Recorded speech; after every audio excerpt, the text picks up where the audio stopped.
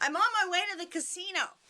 I made my Casino Royale necessary clutch wallet to take with me, and I added something new to it today. I've got plenty of room in here for my credit cards and my money, which probably won't be very much of that left when I come back. And I also put these little bungee cords on the side to keep it from falling open when I'm on the casino floor and I'm trying to stuff all my cash that I won in there. Oh, and I have a special place on the back. When I cash out from the slot machine, I can just stick my cash out slips there until I'm ready to cash in. Hopefully I have a lot of those. And, you know, I might not come back with a whole lot of money, but I've got this cute little purse to remind me of how much fun it was. And if you want to go ahead and you want to make one that has these little bungees, this is an addition to the necessary clutch wallet that might work for you. When I first started making the NCWs, I loved the ability of the purses to hold a lot of stuff. What I didn't like was the fact that when I opened it up and if it was loaded up here, the whole thing fell open. I've had things fall out. I've had credit cards fall out and different receipts fall out. So I thought and thought and thought about how I could fix that. I made an extra large one just by tracing the pattern off 1 inch bigger than it was, and that one was really bad as far as falling open. However, I love this size because it held so much stuff. I could put my sunglasses in here, my cell phone, mints, lipsticks, and plus all my credit cards and things. So I got the idea that maybe some kind of elastic holding the top of it would be the ideal. And so I made this one out of K-Facet fabric, and when I made that, I put in the concept of a bungee cord holding it so that it would only fall open a certain amount. In the bottom of this, I put a little extra bungee cord to hold my lipstick.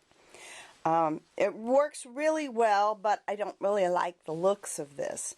And I've concentrated on thinking and thinking and thinking about how could I put this on the outside so that it would be less visible. It would still work, but it would be less visible.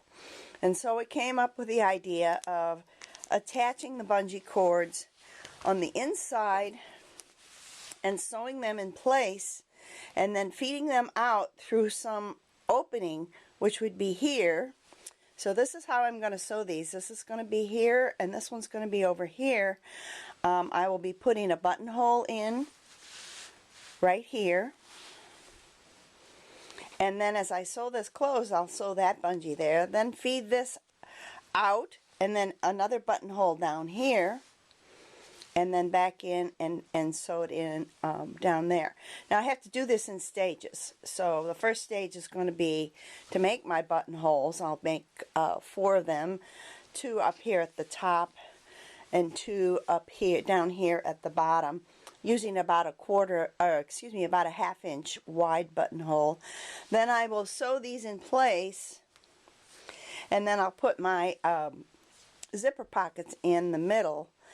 And as I'm sewing this down, I'm only going to sew part way. I'm going to start here and I'm going to sew down to about just below where my buttonhole is. And then at the very end of my procedure of putting it all together, I'll sew this other end in here, down here, and sew this up the rest of the way. And then it'll be the bungee cords are going to go from the inside to the outside to back to the inside, and basically be right here on the outside of the bag and holding it so that it will not fall open any more than the length of this. And of course it can be stretched. So, you know, if you have extra stuff in there and you need to open it up wider, you can, no problem. But for just the basic carrying it around and using it, this seems to be an idea that can kind of work. For my casino necessary clutch wallet, I'm going to be using this fabric that comes from Canvas, K-A-N-V-A-S, called Casino Royale. I love canvas fabrics, especially because they have the cute prints that show animals and show everyday kitchen items, candies, and they usually are big and bright and really pretty. So my one fabric is this one that looks like the slot machines, and it's kind of regular. I think I'm going to use this for my zipper pouch. And then I'm going to use this one for my outside of the bag. Now, both of these patterns are directional fabrics, so I'm going to have to cut these in a special way. I got this upside down, so you can kind of see what it will look like. I'll show you how to go about cutting this. This I'm going to use for the outside of my bag. I love the dice. I think that really goes with it well, and I think I'm going to use this for my card slots. And then I love dots to go with these prints for the necessary clutch wallets. For one thing, the lining part of it is barely seen, so a lot of times I'll choose something that's just got color for either my lining, or I will use it for the card slots, because you usually can't see the designs very well once you've folded that fabric all up. So I'm cutting out the outside part of my Casino Royale bag, and I'm using directional fabric. So what I have to do is cut 2 halves of my outside fabric, and I want to make sure that when I'm cutting, and I use my template from M&L, which here it is. This, you can't hardly see it because it's the same color as the background. But anyway, I use this. It has already built in a 1/4 inch seam allowance on the bottom of this. So you can see how I cut these out.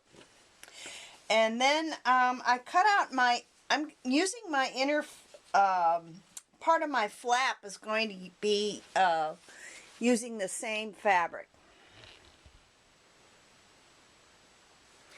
When I got ready to cut the back pocket for this is going to be the back of my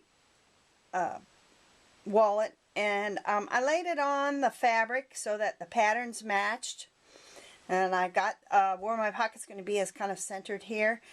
And then I made a line 1/2 inch down from the edge of this, because I will sew 1/4 inch, and I want my pocket to be 1/4 inch from where I sewed.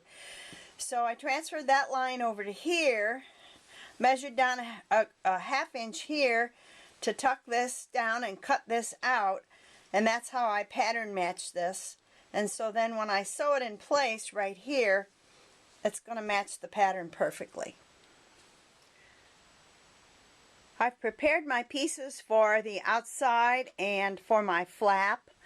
I've got my piece of Peltex right here on the inside of this, where I'm going to mount my, I'm going to use a magnetic clasp on this. And I've laid this extra pocket out to kind of show you, that it's going to fit right there on the back. And then once I sew that on, then I'll sew these 2 pieces together and open that seam, and then I'll be able to interface this piece. I've put a little light one side of the pocket has got some interfacing. I'll sew down these sides on each side, turn it. It'll be inside out, of course, right sides together. Sew down, turn it, and I can leave this raw edge where it is because it's going to be incorporated in the seam when I seam my 2 pieces together for my outside of the body. And then I've got my flap prepared here. I have SF 101 on both of those, and then I put my piece of Peltex here, and I trim this down. If you lay your border piece on here, it ends up being just a little bit wider than it needs to be in order to give you the 1/4 inch seam. So that's kind of my guideline of where I'm going to sew around that. I'll clip that, and then I am going to use this product. This is called Bosal Interform. This is a sheet that came with one of the types of Interform. It has either fusible on one side or two sides. This one is two-sided fusible, so when I iron it, the front and the back of my flap will adhere to this. This particular one is single-sided. You can also get sew-in if you want to, but I like this product. Gives stiffness but not too much. Gives a nice body to it, and I've trimmed it down so that it's going to fit just inside of my seam allowance here. I might trim it just a little bit more. And then when I'm getting ready to put my body and my lining together, I'm going to use another piece of it in the center to give the stiffness to the center of the body of my wallet.